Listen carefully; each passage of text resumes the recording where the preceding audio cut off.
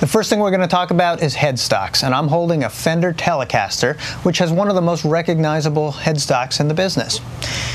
If you look, you can see it's got 6 tuners on the side. That's very signature of Fender, and it's also got the string trees here.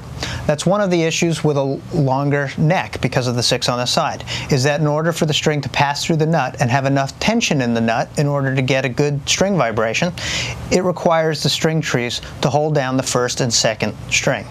Now here we have a Fender Stratocaster headstock, again also one of the most recognizable headstocks in the business, and as you can see it resembles a violin or a cello, the profile of a headstock of one of those instruments.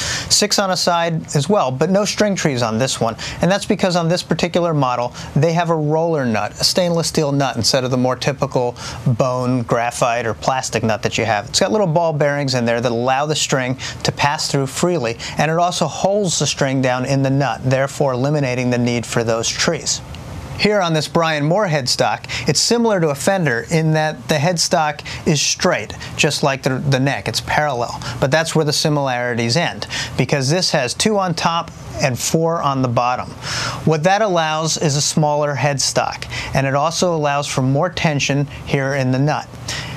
Having that tension, again, that's going to improve the string performance, so that's an important aspect.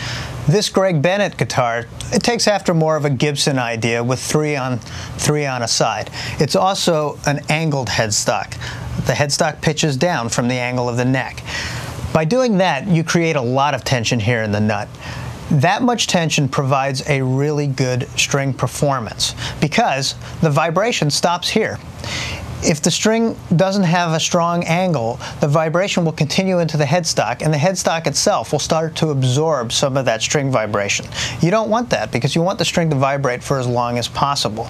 That's one of the advantages too of a smaller headstock, and you can only achieve a smaller headstock by having 3 on a side. The smaller the headstock, the less wood up here, the less string vibration is absorbed. It's going to improve the string performance, so that's an important aspect.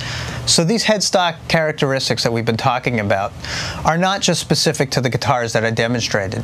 You'll see when you go to your local music store and try out various different instruments that these aspects of the headstock are available from a variety of different manufacturers.